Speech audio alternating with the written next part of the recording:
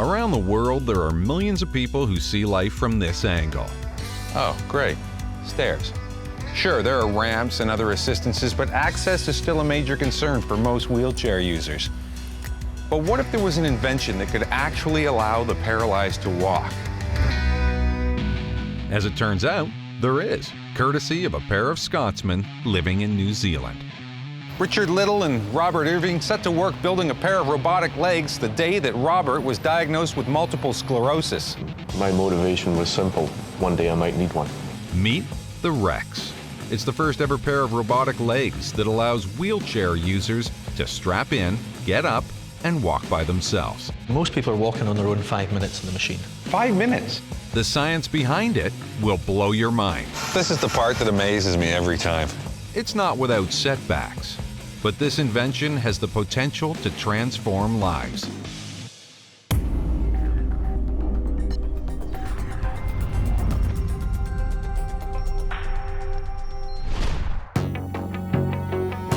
What you are watching is an amazing work in progress. The year is 2008, and Rachel, who's been living with muscular dystrophy her entire life, is taking the Rex on its first ever test run.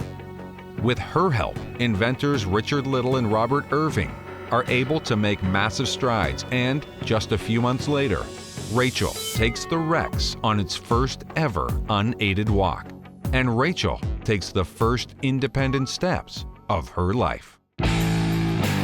It was a giant step toward this. Investors saw the potential of Rex and pumped several $1 million for further development. The result?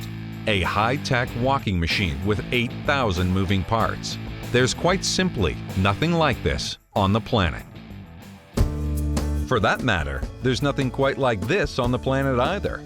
I'm talking about the inventor's adopted homeland. I've come to New Zealand to meet Richard Little, one half of the dynamic duo who are just about to convince the world that this invention has legs, if you know what I mean.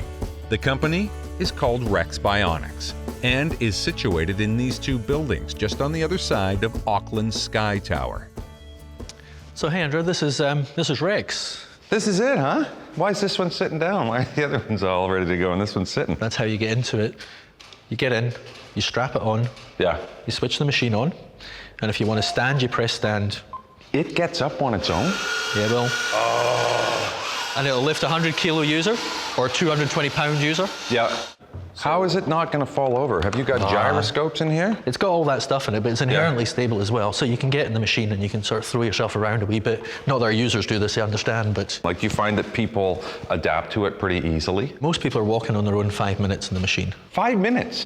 It's hard not to be impressed, but right now, the only thing I'm wondering about is whether it's going to hold me up.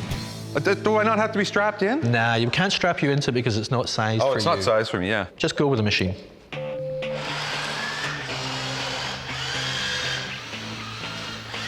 You're walking. Just hold it forward, you'll keep walking forward. Oh. And then when you put this next foot down, you're going to spin to the side. No! How cool's that? There's a touch of Michael Jackson about that move there. Did you see me moonwalk over there like that? Richard is an engineer by trade whose reason for building the Rex is his childhood friend and fellow engineer Robert Irving. Robert was diagnosed with MS in 2003. They met up for a drink to figure out what to do about it. I'm guessing you guys had a huge amount of motivation. My motivation was simple. One day I might need one. Robbie phones me up, says he's been diagnosed with MS. Yeah. And we said, we either stop talking about this thing or build it, you know? So we met for a pint. Of course. Then we sat down and we started sketching out what it was we were going to start building and how we were going to start building it, how long it was going to take and what we were going to do. How many pints did it take? Probably more than 1 pint. Inspiration. Inspiration, yeah. But the idea that spawned from a couple of pints started an 8-year journey. Richard and Robert worried that someone with more resources might beat them to the punch. So, the two of them toiled in complete secrecy for 4 years. At the end of 4 years, we came out with something that actually works, and this is what we built. They named it Igor, or as Richard likes to say, We called it Igor at that time. it had a drain pipe for an arm and wooden feet. This is the one that made the venture capitalists go, oh God, yeah, gotta have that. Yeah. Yeah. Pretty much. That's the one that got us started on the $10 million journey, really. You must have fed them a lot of scotch before they got a look at this. Needless to say, their brainchild has come a long way.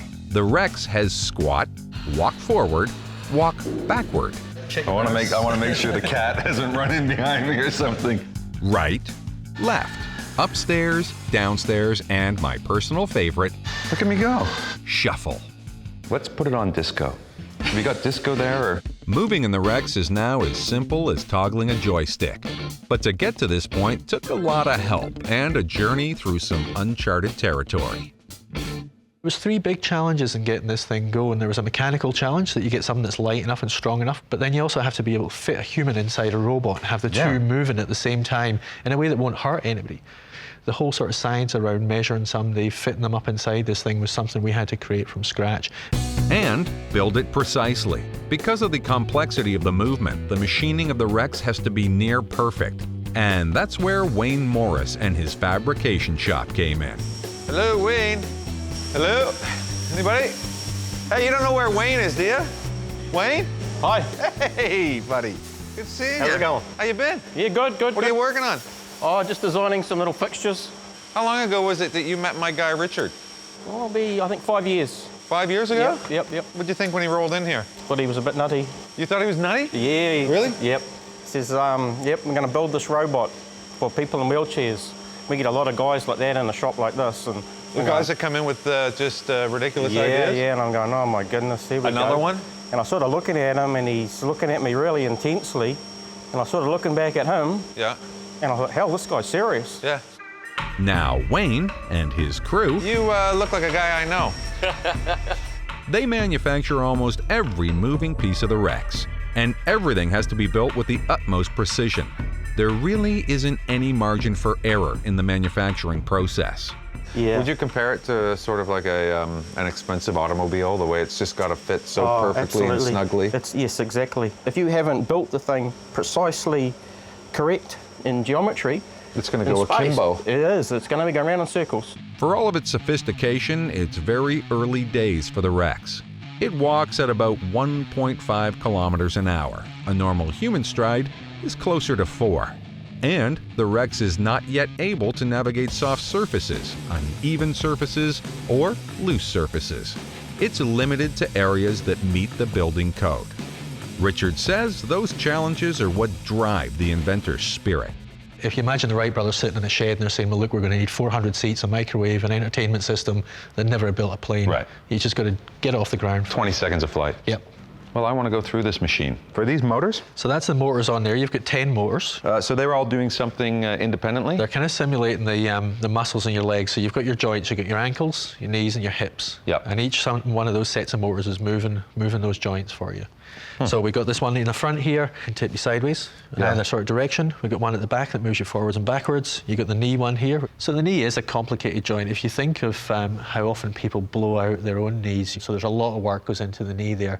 Down here underneath the soles of these feet, what we've got is a whole array of sensors. They measure the angle that the feet are at, how quick the feet's moving through space, and whether it's stable and balanced and it's flat on the ground.